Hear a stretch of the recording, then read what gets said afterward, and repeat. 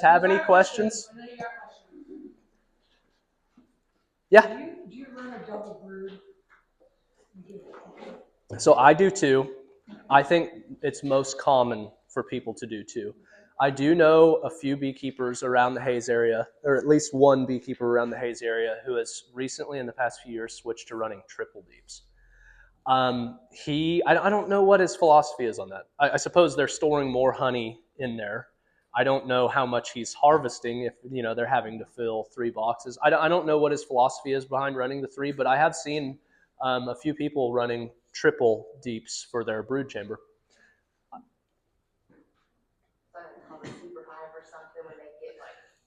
So maybe that's kind of the philosophy is the queen has just more area to lay and they can produce a larger population. So yeah, sure, they have more area to fill, but you're potentially, yeah, exactly. Potentially the queen can lay more eggs, produce a larger workforce, so they then, I guess, therefore they could potentially collect more honey if the habitat is ideal or optimum.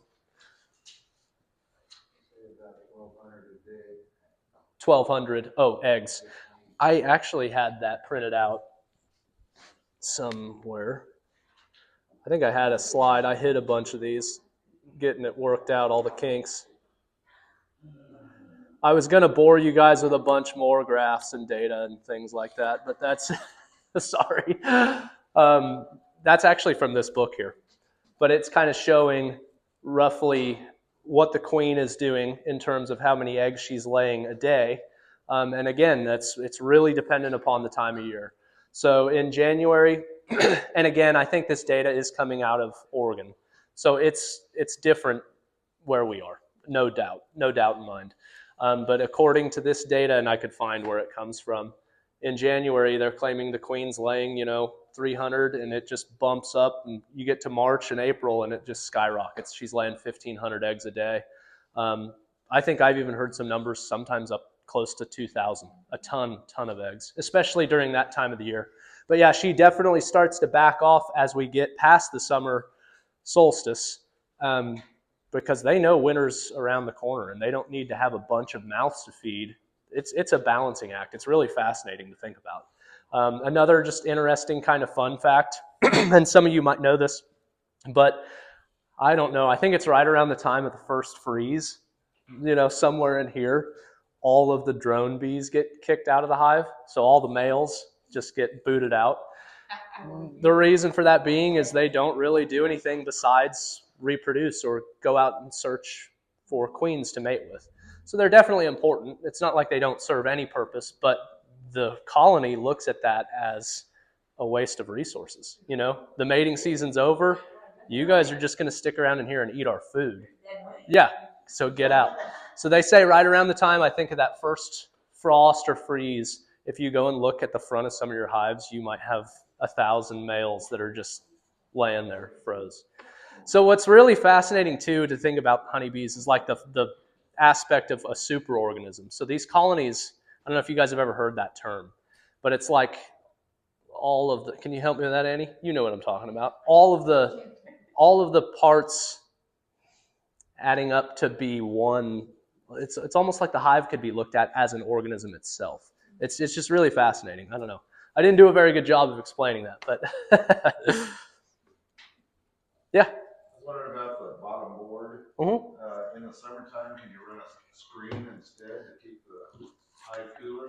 Some people do that. I don't have screen bottoms on mine. There's a few perks to doing that. And if any other beekeepers want to chip in, they can. I know a lot of the screen bottoms are used. I don't have a picture of one in here. They're used for varroa or to kind of help with some varroa control. A common beekeeping pest. Those mites can kind of fall through that screened bottom, and they're not as likely to get back up in the hive and get on those bees. Do you have bees? Yeah. Yeah. Do you guys run screened bottoms? Yeah. I never have on mine. When it's really hot, you'll see them gather outside. Beard. Bunches. Yeah. I think I had a picture of that too. Yes. Yeah. And I think I thought I had a picture of it on here. Maybe not. No, I don't. Bearding is common, and what all that means is it's kind of goofy, but it looks like a little bee beard on the front of the hive. You might have, I don't know, a few thousand of them sometimes crawl out on the front of that hive and just kind of almost make a little sheet. And yeah, like a lot of the times what they're doing is they're kind of trying to help air circulation, fanning, and just getting bodies outside of that hive because it's a little too hot in there. It's fascinating, some of the stuff they do. What about ventilation for winter? During winter?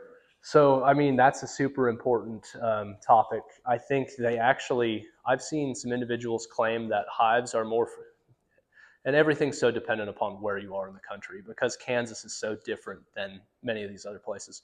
But I had heard of individuals reporting that hives were more likely to die in the winter from like condensation dripping on them as opposed to actual cold temperatures.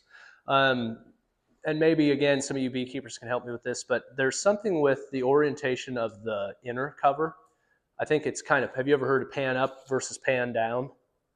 I could maybe find some of that information. And I don't have an inner cover with me, but orienting it a certain way makes it less prone from that condensation from dropping back down on those bees. Like it does ventilate that kind of top area a little better. I think, and again, I could look some of this up and provide you with that information, but I think it's pan up in the winter and pan down in the summer, maybe. They also get the particle board. Yeah. Put on top of it. So moisture. Something I had also seen, and I don't know if it's necessarily recommended or I don't know, but I think there are people who up in that top portion of the hive will put not like a desiccant, but dried leaves or something that may help to absorb any humidity that raises. Have you ever heard of anything like that? I do like that. Okay, could you explain? Would you share some of like what that is? Well, it absorbs the moisture, and actually I have the top vent too. Okay. To get some moisture out. So there's flow. Yeah. And I think that's important too with like clearing the snow, just ensuring that there's good airflow so none of that condensation, humidity isn't building up. I think that can, according to some of these resources, that can be more problematic than the cold itself. But yeah. Yeah. We've never done I'd be interested in like the quilt box or whatever what you're talking about. People talk about putting It's some similar. in it. It's similar. Yeah.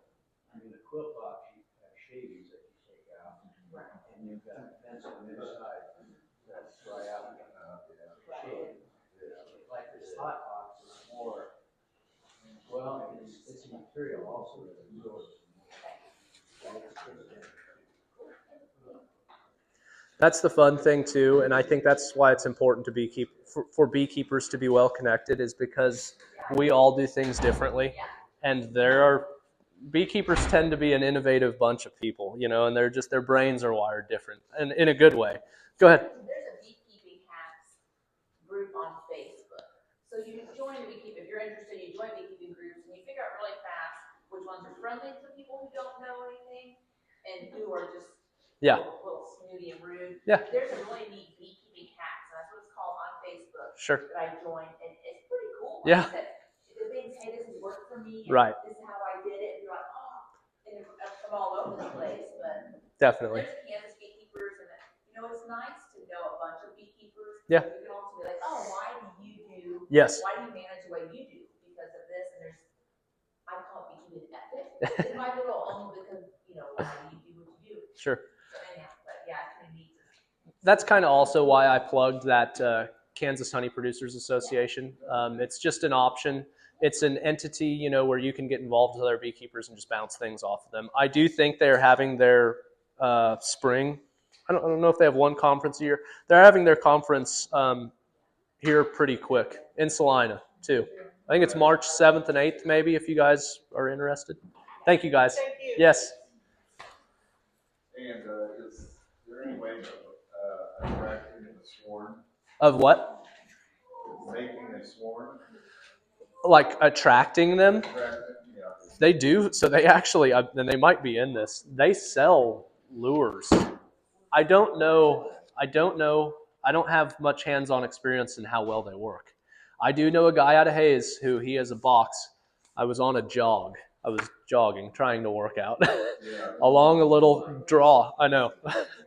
And I looked up, and there was a beehive stuffed, like screwed into the crotch of a tree, like the branch angles of a tree. And I think it had his logo on it, and I was like, "Oh, that's that dude," you know. But yeah, I'm sure he had a swarm attractant or lure in there. I think they do sell swarm lures. Yep. I want to say for some reason lemongrass. I think there's lemongrass. Have you heard that? Yeah, I believe it is. Yeah, yeah. I don't know how well they work. I can't speak to that. Grass works really well because I grow it in my garden every year. Do the bees love it? Really? That's super cool to hear. Yeah, and I just grow living grass to cook with, not. Sure. Right, right. Bees love it, mosquitoes hate it, it tastes good. Thank you, guys. Yeah. And like I said, if you have any questions, keep my card. Yeah. So, my beekeeping kind of ethic is trying to let bees do what they do. Yeah. And also enjoy the excesses. So I had a problem with feeding them sugar water Sure. and fake water. Yeah. I was like, but you said something about honey water, and I'm like, I never thought about that because, you know, the whole wax production. Sure. You can't obviously just take beeswax. Sure. Right? But I'm not opposed to helping them, but I didn't want to just feed them. I'm like, I want to. So, no. So where, you know, where is that? That makes sense what I'm saying? Well, it's funny too because I have my own like personal beliefs too. Yeah. But of course, I think that there are not necessarily approved, but more like recommended ways of doing things.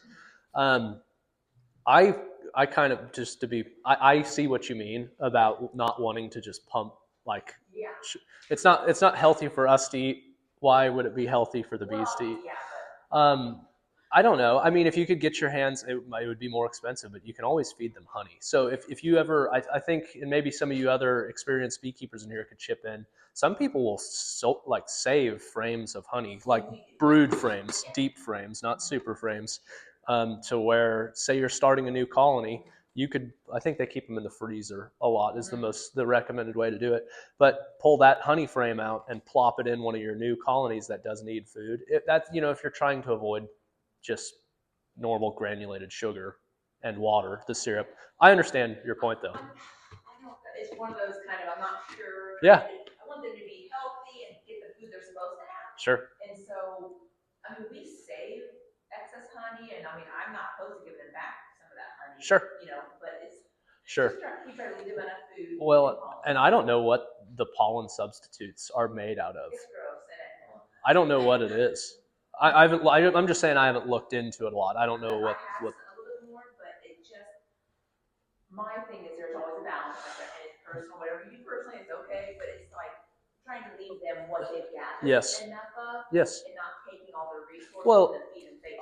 I think it's totally reasonable to approach things your way, and it's nice that you're trying to look at it ethically. And one thing, what was I thinking about? Sorry, I lost my train of thought. It had to do with feeding, I think. Sorry, it'll come back to me. Oh, no, I think it was going to be talking about pests. That's another kind of controversial topic with some beekeepers. A lot of beekeepers are not saying they're the full organic route, but a lot of beekeepers are pretty hesitant when using synthetic chemicals inside of a beehive. You're going to be consuming a lot of that. Some of those chemicals can be residual in the wax. So it's really important to be careful there. I didn't talk about it today, not intentionally, but that's a tough conversation to have with beekeepers. Everybody kind of approaches it differently. Some people are very comfortable putting in some of these more aggressive chemicals, and some people are like 100% opposed to it. It's hard. My boyfriend and we keep together. We have different, so the first year we fed the sugar water, and then last year, so let's see how they do without it. We do treat for mites. Yeah. Because that's just something we compromise on. Sure. Just whatever, but, just trying to figure out what's best for the bees. I'm not an expert on this, but this is the extension agent in me talking, and it's the right approach.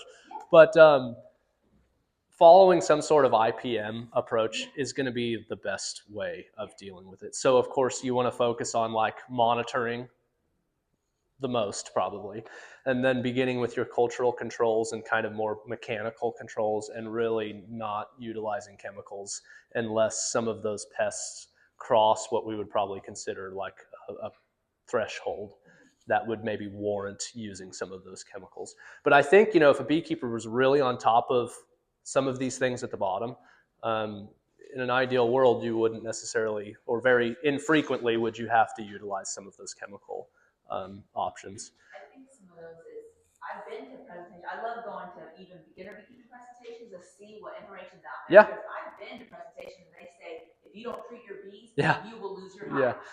Yeah, there's people, yeah. Because the integrated, it's like, it's not So, true. Don't scare people. and I don't have enough experience to say this with a ton of certainty, but some of these less invasive methods, so would be things, if we're talking specifically about varroa mites, genetics. So there are hygienic bees. I don't know if you've heard any about those. Ideally, maybe we could breed over time some resilience to these mites. So there's these, and I think Russian honeybees are also a little more tolerant or resistant to the mites. So starting with something like that, they do make something, and I don't know a ton about this either. I've just never ran it, but small cell comb or foundation. I think the diameter or whatever you want to. It's bigger diameter. Oh, it's larger. It's larger. It's for like the drones. Okay, I know what you're talking about. The mice, they'll lay in more like drones. So you're talking about a drone foundation where it would be like using a trap crop in a garden, where you're drawing all the mites to this one frame that has larger, and you can pull it out and freeze it or destroy it. So I guess that's an option. And then I know utilizing a brood break, I think, can help with that too. So if you need to requeen a colony, some people I think may just remove the queen, but you want to do it for about 3 weeks. You want that colony to go without a queen for about 3 weeks. Of course, you're sacrificing population size. You might not harvest honey. I don't know how it all works, but some people will pull that queen out for about 3 weeks to disrupt the brood cycle, and that would then disrupt Varroa's cycle. It's neat talking. It's fun. Yeah, and that's what I'm saying. Like, you just got to get around people and chat. Another question. Yeah. My 2023 honey that I harvested is nice, clear, beautiful. Yeah. Amber. My 2024 is already hardened. Is that because of drought? I got this question from a beekeeper once, and I don't remember the answer that well. I've looked into this. So I'm botching this a little bit, but I swear. And give me your name and number or something, and I will send you a more professional response. I truthfully, if I remember right, it is, some of that is dependent upon the ratio of glucose and to fructose in your honey. So I think all honey is composed of a combination or a ratio of glucose to fructose, and different floral resources, I guess different nectar has those in different ratios. So it's one way or the other. If there's like more glucose to fructose, or vice versa, if there's more fructose to glucose, it is much more apt to crystallize quicker. So what the rough answer to what I'm thinking it probably is it's just a difference in floral resources. So those bees collected their nectar from something different, and whatever plant that was, it's a little more likely to crystallize. Again, not saying that's 100% what it is. Temperature definitely affects crystallization of honey too. But I know I got into that with somebody once. It was dependent upon, at least, I'm not saying that's what it is 100%, but the floral resource of the honey can have an impact on how quick it will crystallize. Pretty cool. It was another beekeeper, like a more commercial farm, said that really high quality. Sure. Crystallizes more. I'm like, Okay. but like I said, 3 years, and ours last year didn't really, but this year more it's crystallized. Some of it is also cold again, and some of it's not cold, whatever. But temperature definitely plays a big role on that. And I think you can heat honey to a point to where it won't crystallize, correct? I think I'm fairly certain that you can heat honey to a point that it won't crystallize again. Real hot, and you use All the good. Yes. Yeah. Yep. Yeah. heating it. Yeah. Cool. Again, thank you guys, and reach out. The card's over there. Thanks for coming, and if you could leave the